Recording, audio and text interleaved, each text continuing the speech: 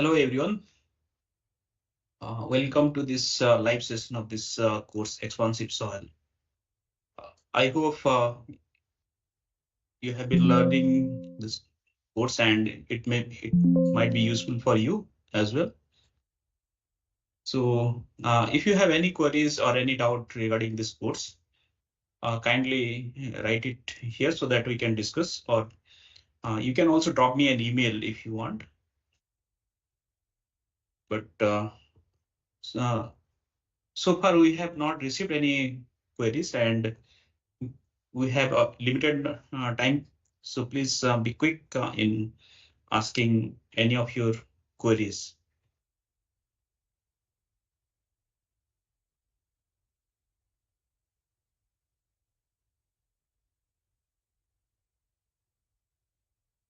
So the course has started with an introduction to the soil mechanics.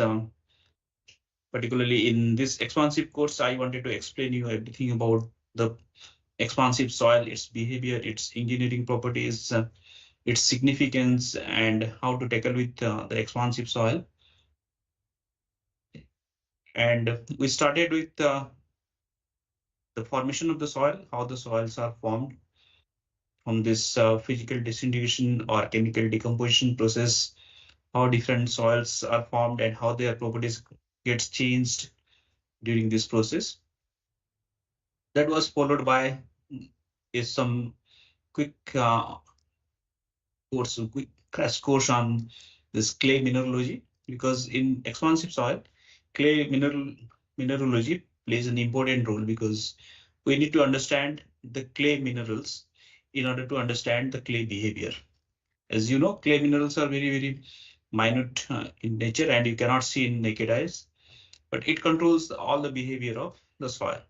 So therefore, we need to understand the behavior of soil through the clay mineralogy.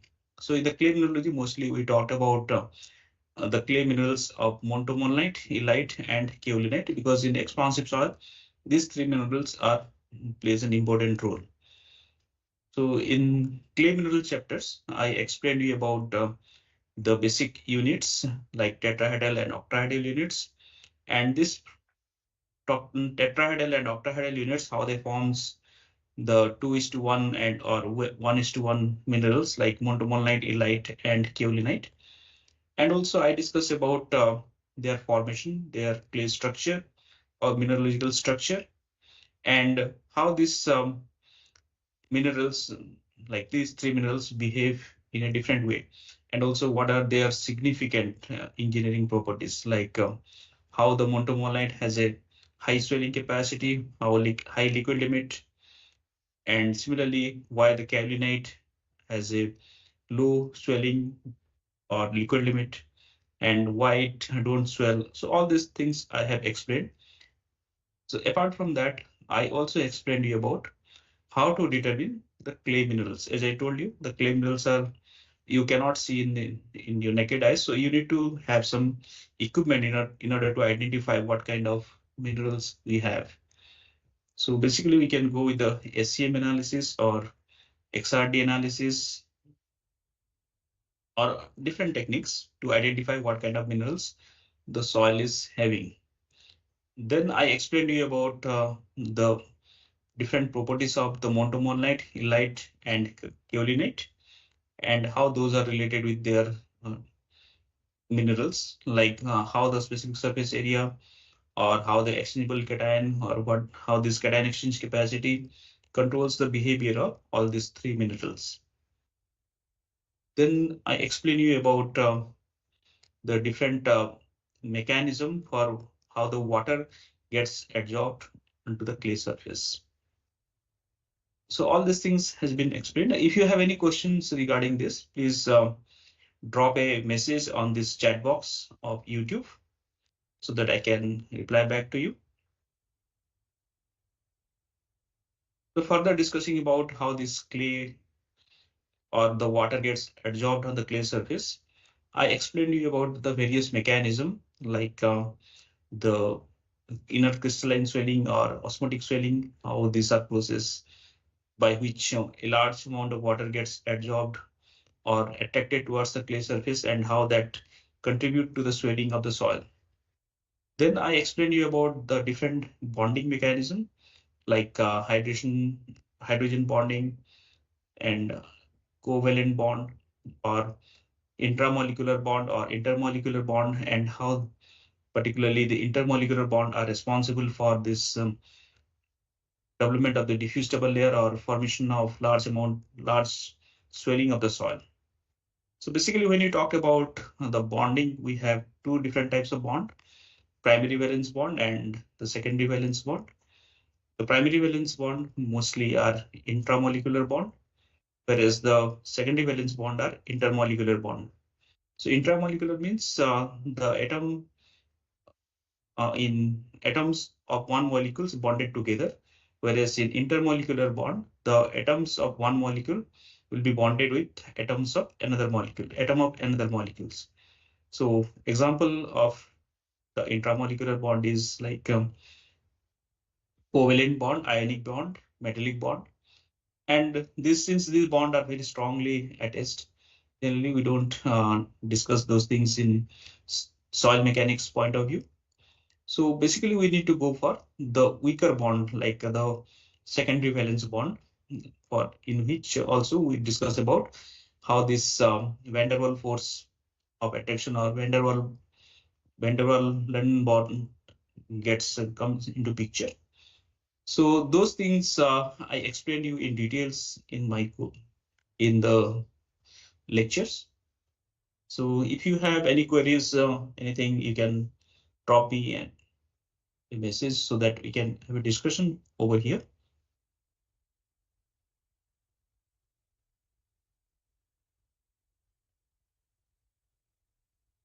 And then I explained you about the diffuse double layer theory.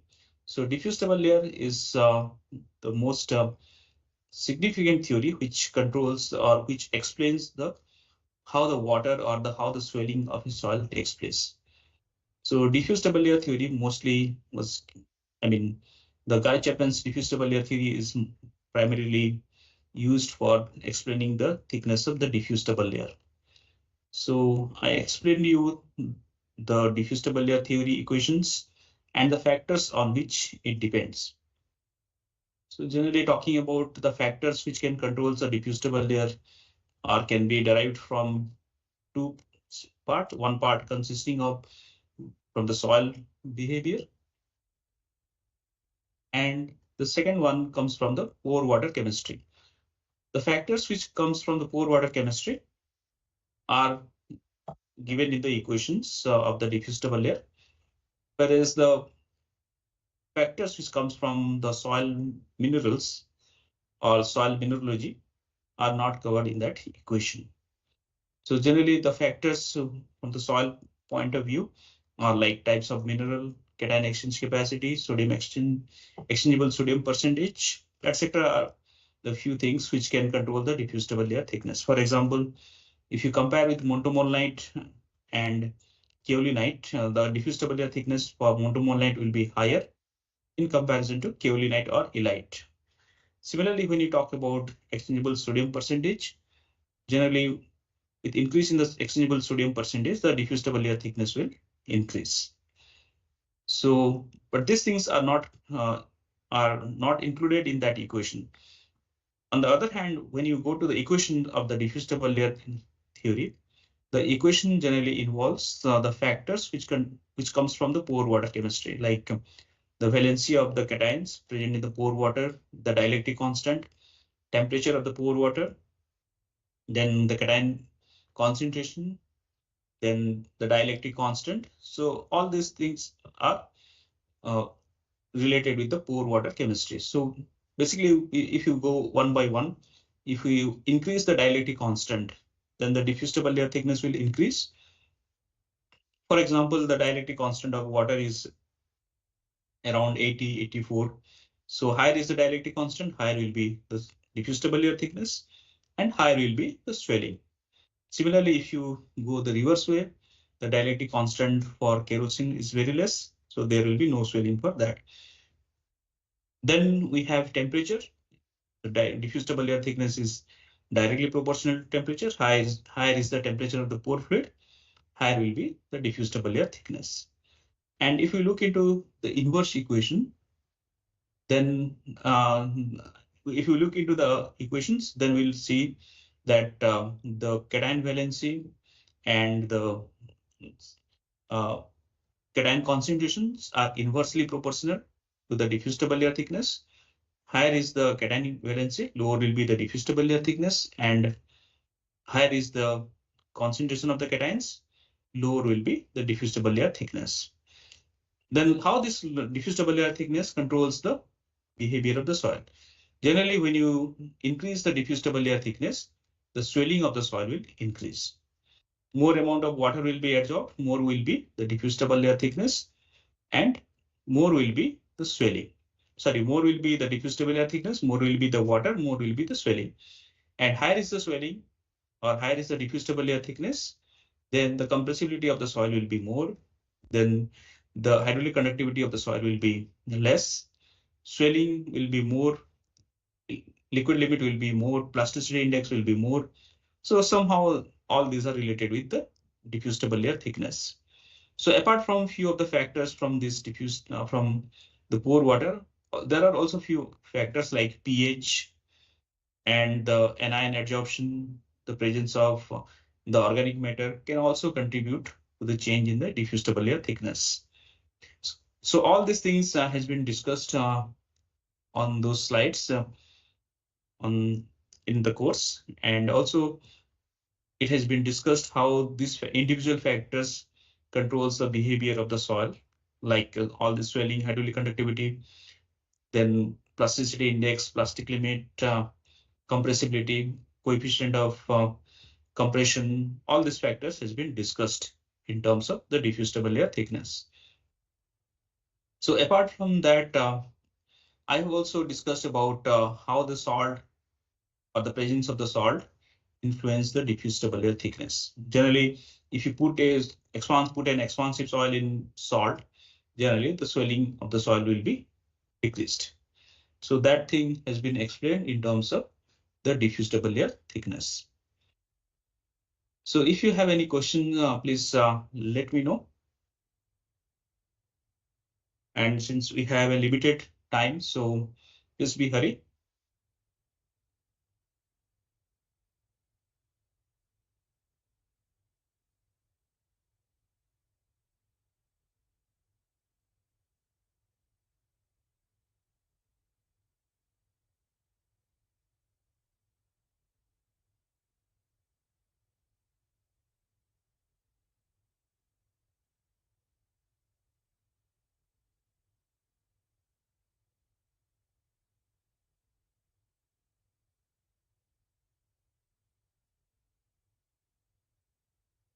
So apart from this, I also explained you about what are the different methods of determination of various properties of an expansive soil. Like various properties means how to determine the free swelling or the swelling pressure, swelling potential. All these things has been explained in terms of different codes, but particularly IS codes and ASTM standard. So generally we have, the expansive soils are explained in terms of the free swelling or the liquid limit or the swelling pressure or the swelling potential. So out of all these tests, the free swelling test is very simple and very quick, and you can determine the swelling capacity or the swelling tendency of the soil in a day or two. And most widely, this is also used for the determination of the swelling. But this is a free swelling test. That means the soil is allowed to swell without any overburden pressure. But if you want to know how the soil will be swelled or will swell in the field when there is a load in it and also the soil is compacted. So in that case, you need to go for the swelling pressure test. So different methods of the swelling pressure test has been explained, like how to do that in as far as IS code, how to do that as far as ASTM standards. So those things has been explained to you under various conditions, like constant volume method under a given surcharge load, under a nominal surcharge load, how to determine the swelling pressure. The another factor which we need to determine is the swelling potential. That is percentage wise, how much the soil is getting swelled. So that has also been explained in terms of IS standard, or IS code, or ASTM standard.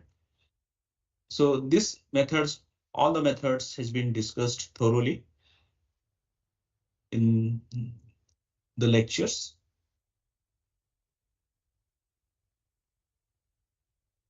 So if you have any questions regarding those also, please let me know.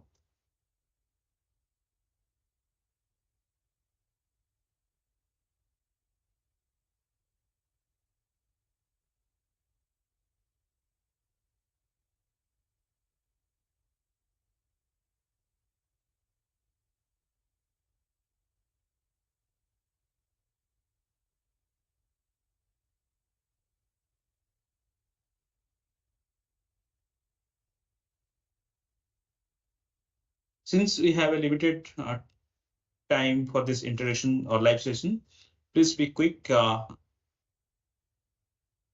Otherwise, if you somehow miss this session by any of your, due to any of your work, you can drop me an email and I will revert you back.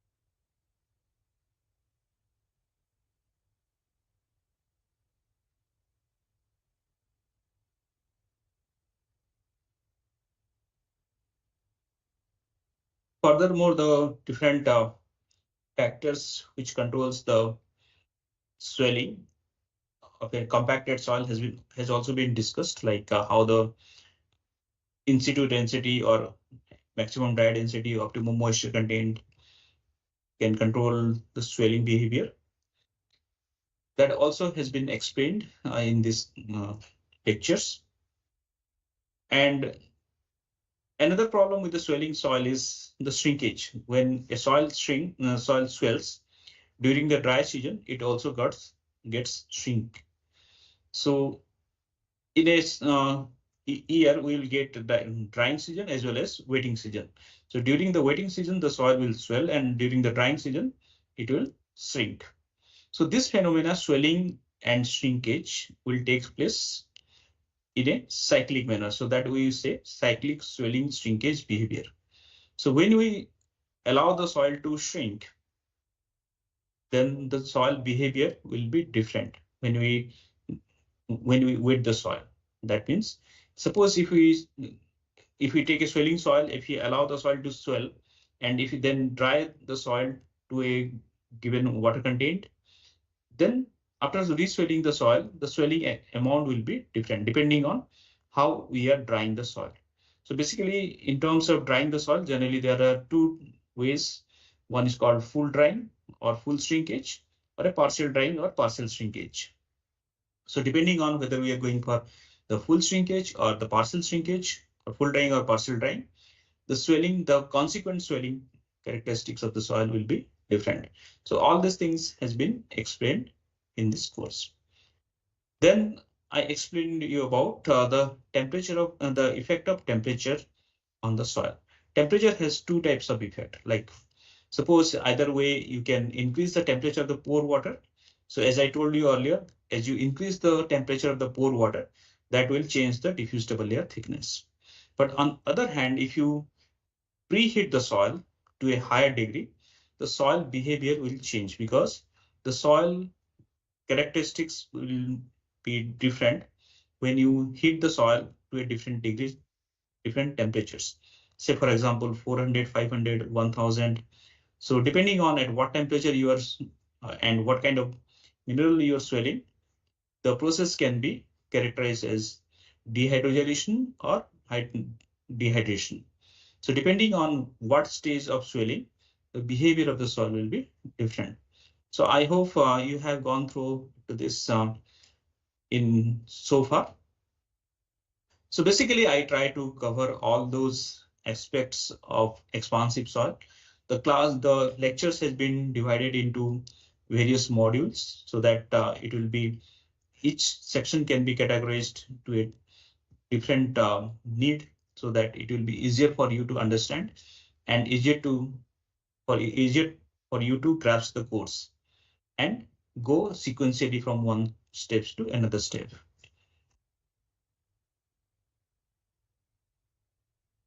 So in the next few sessions, we'll be learning about how this expansive soil can be controlled in a field.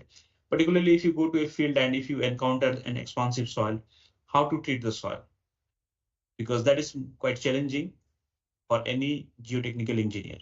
So different techniques has been explained in that how to counter react or how to control the swelling capacity, how to control the consolidation characteristics of expansive soil. And also when you go for a construction or you have to go for a foundation on expansive soil, how to do the foundation or how to provide a foundation to that. So all has been explained to you. And apart from that, we have also I have also covered what is the use of expansive soil for other engineering applications. Like so far we have seen or we are seeing expansive soil as a problematic soil, but it's not the case. Sometimes we have to use the expansive behavior of the soil for other engineering application. As you know, the expansive soil poses low hydraulic conductivity. So that hydraulic conductivity can be used, that low hydraulic conductivity of expansive soil can be used for different applications like landfill liner or a waste repository as an impermeable liner. So these are the few of the applications of expansive soil like bentonite or kaolinite or illite for different applications. So this has been explained to you. So as we are running out of time, so please drop your queries if you have any.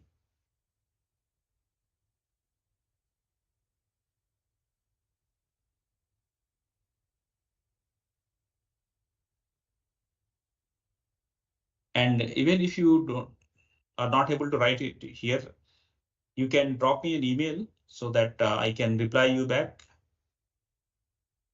Even after the course is ended, then also you can contact me for any queries related to expansive soil course. So I hope you are having a good time and it's being useful to you and you are not having any trouble in understanding any of this material. And also please let me know if there is any mistake or any typo or typo, then I will correct it.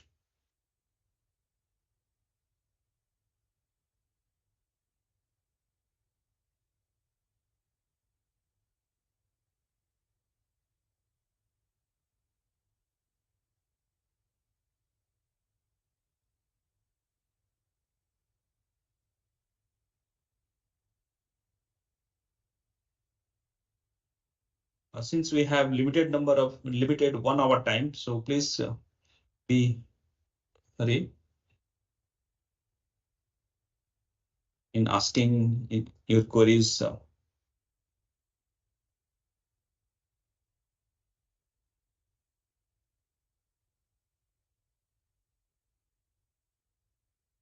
You need to remember that expansive soil is a very big problem, not in India, around the world. So as I told you in the beginning of the course, 17% of the total soil mass in India is covered by this expansive soil, which is also known as a black cotton soil. So when we construct anything on expansive soil, when the soil expands, the structure above it gets destabilized. And as a result, there will be problem to the structure. The structure may collapse, and it's a worldwide phenomena. So the total cost or the total damaged cost due to this expansive soil is a huge number.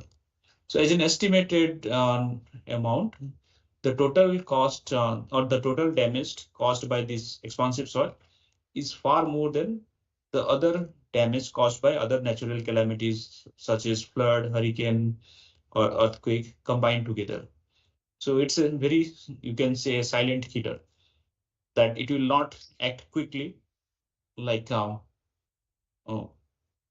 like some earthquake or tsunami, but thing is, it will be there below the structure and it will be acting for quite long time. But eventually, the structure will get damaged because of this expansive soil. So you might have seen this kind of crackings or undulation at many parts in your hometown, maybe, or maybe in India or elsewhere.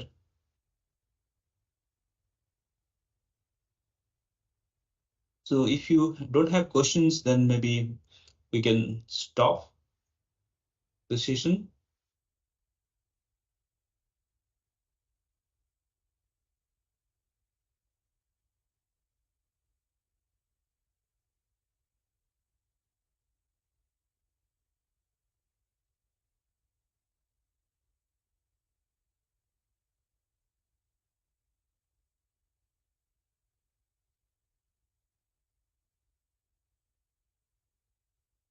As we have limited 1 hour, we have please be hurry to write your doubt or queries, anything on this chat box.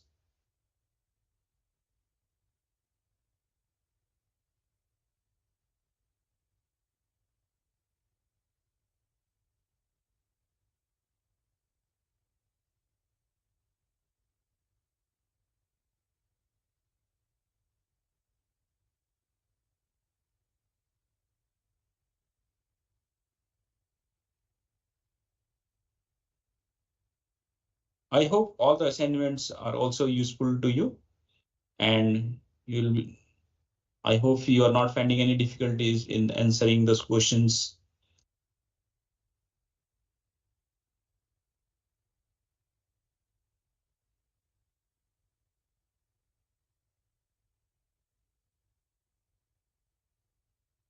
So if you have any queries, please be quick. Otherwise, we'll end this session.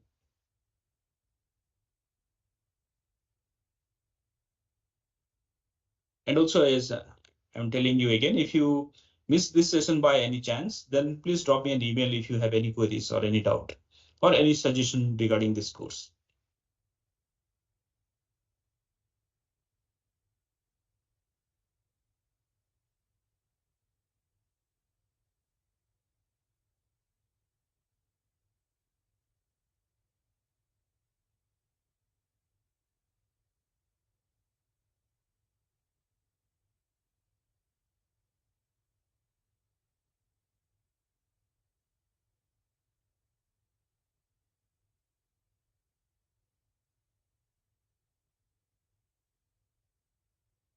Okay, then it seems you don't have any queries.